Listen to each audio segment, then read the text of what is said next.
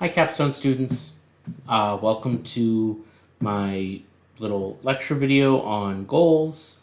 Obviously, you can see me, but also our Blackboard, and another thing that I'm going to pull up here in just a minute. So I want to talk briefly about the mid-semester portfolio update, which, again, I said in the intro video will be due by Friday.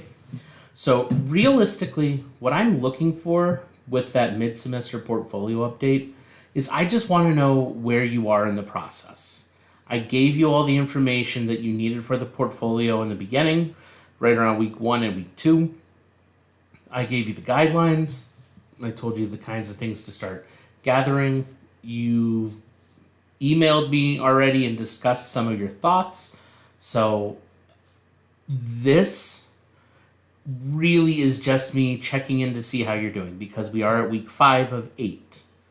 And the goal is that by week 8, you have this put together. So week 5 of mid-semester portfolio update, it's not a serious assignment. It's not something that, oh, you have nothing towards it yet, you fail. No, it really is a chance for me to just check where you are. So I don't know if you can see, but it's only worth 50 points.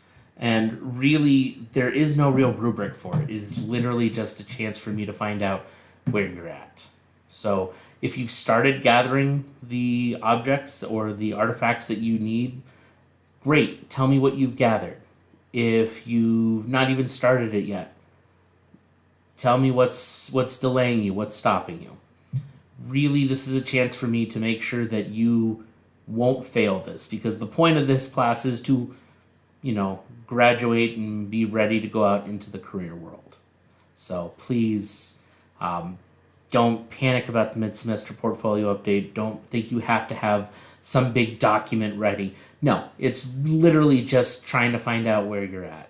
So I will realistically, if I don't hear from you by Thursday, I will email you right around Thursday or Friday, just checking in. So even though the due date is Friday, if I email you on Friday and I haven't heard from you, I will put that grade in when you respond to me.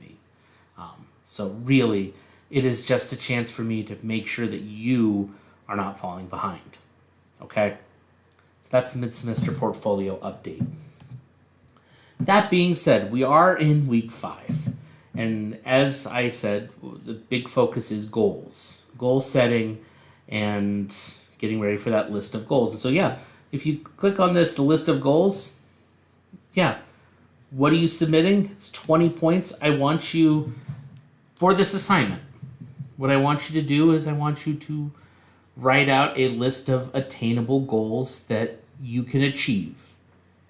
And very specifically, and I will put this as a direction on the assignment as well, I want you to set goals for 1 month after graduation, 6 months after graduation, 1 year after graduation, 5 years after graduation, and 10 years after graduation. I want you to think seriously about the next few steps of your progress, of what you are planning to look at. They can be very different. It can be 6 months from now, I want to be starting a new job, and 10 years from now, I want to be moving to a whole different career. That's fine. It can be 10 years from now, I want to retire. 10 years from now, I want to be doing the same thing. That's totally fine. They're all valid options. And if it's 10 years from now, I don't really know what I want. That's okay too. But the whole point is to try to get you to think about goals. And that's why I said I want you to not just put the keystone goals or the benchmark goals. I want you to think about the other ones in between. So that's what we're going to talk about. And truly, good goal setting in general is, it's not that it's not easy, but it's not the easiest thing for us as humans to do. We tend to be counterintuitive, and we work against ourselves a lot of times.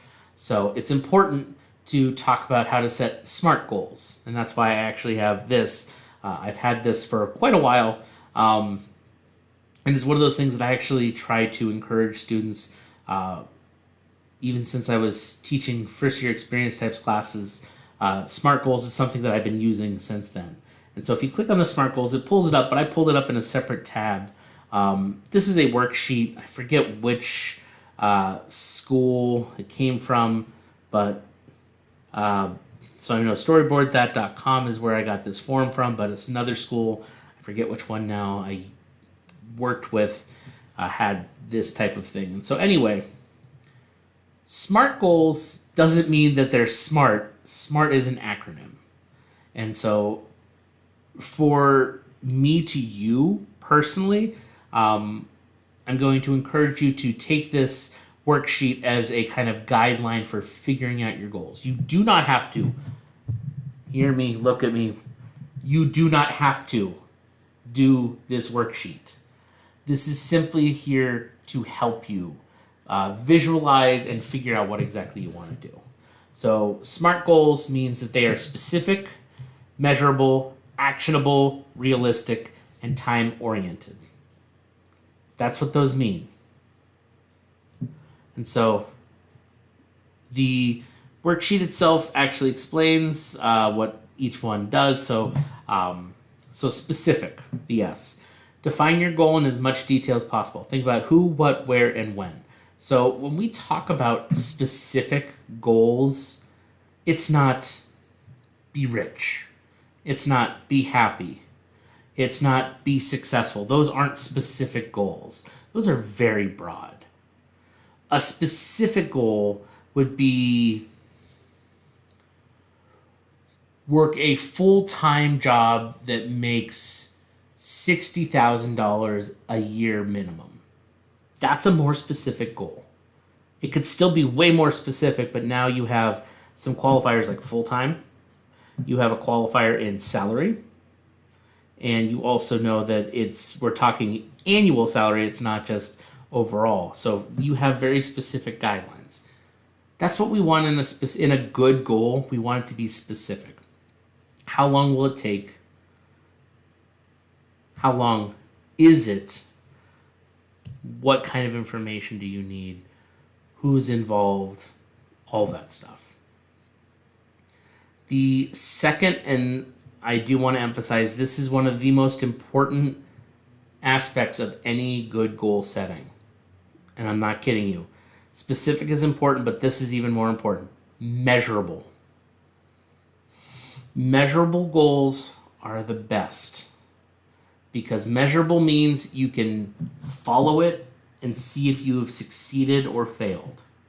Measurable means you can see the end goal. You can see when that goal is met or unmet. If you do not have a measurable goal, then how do you know you've achieved that goal? If it's not measurable, you could, and not specific, you could set a goal that you could be chasing the same goal for 40 years and still never achieve it. That's not good. It's one thing to have the drive to do it, but it's another thing to have a goal that does that. It just doesn't work. So hear me as I say this. I know I'm fairly young saying that, but this comes from like years of actual research.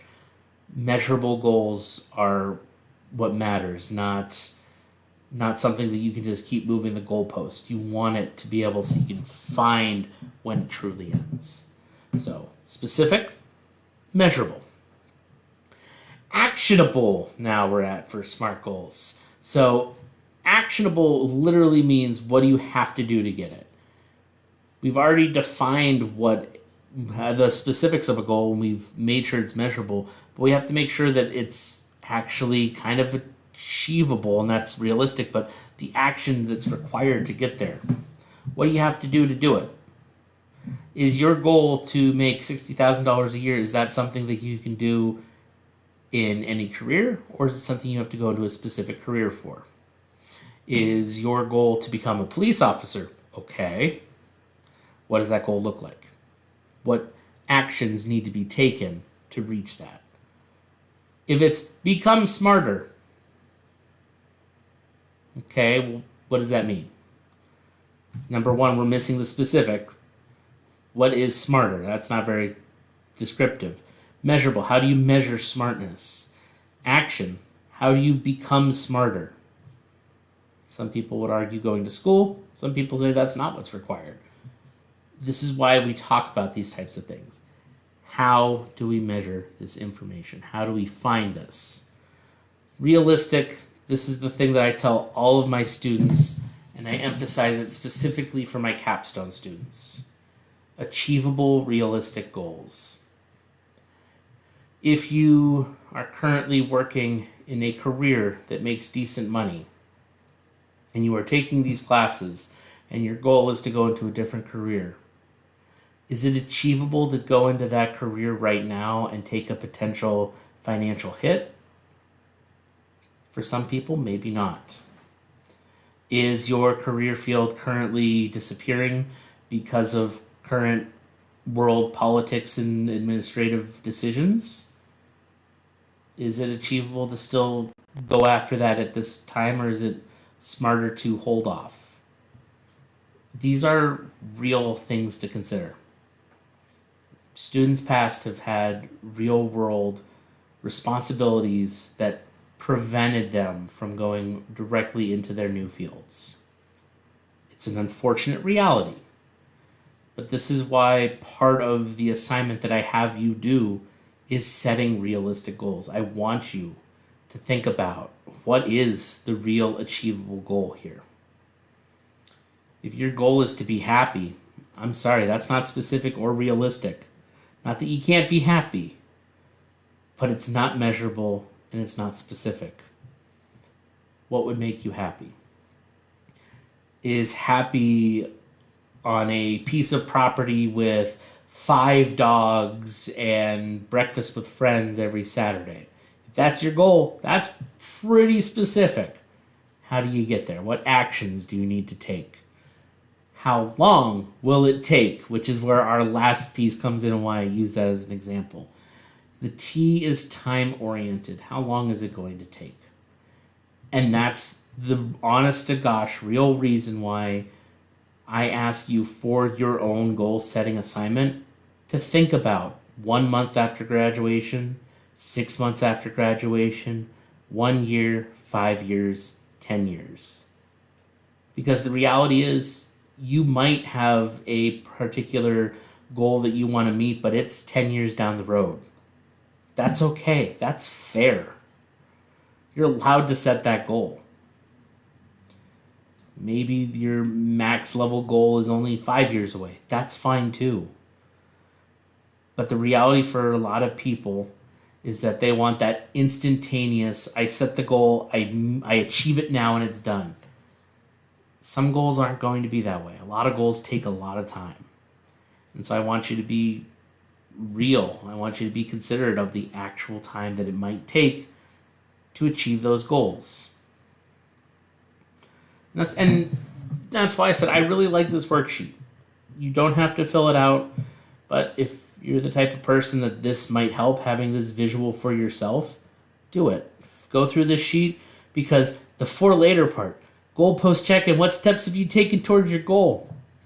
Honestly, what I tell everybody after taking this class, after finishing with the program, whether they did internship or capstone, I tell students that a year after you graduate, check in with yourself, check in with your goals, especially my students who take capstone, they have to do these goal setting, and I tell you, check in a year from now.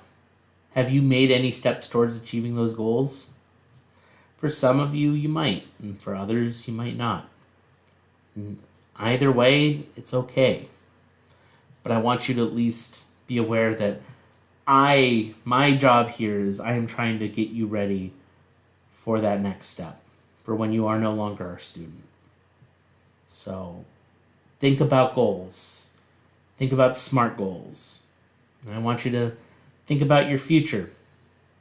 I know, again, right now, our current political climate and world is terrifying, but you got to keep holding on hope, and you got to think towards that future. So let's live in a fantasy for just half a minute and think about, where do you want to be in 5 years? Where do you want to be in 10 years? Where do you want to be a year from now? And where do you want to be 6 months from now? Like I said, this is pretty short, sweet, and to the point. So I will update the list of goals assignment to list the specific ones I want you to think about. But by all means, your list of goals can have way more. They can also be personal. They don't all have to be career based. If one of your goals is to get married or be in a relationship or be out of a relationship, you can put that down too. That's totally okay. If one of your goals is to adopt 2 different animals, that's fine. If one of your goals is to start an aquarium, that's fine. Like, it doesn't have to be necessarily related to criminal justice. I just want you to start thinking about those goals. All right? That's it for this little lecture video. I know it was short, but thank you very much. And yeah, I look forward to hearing from you.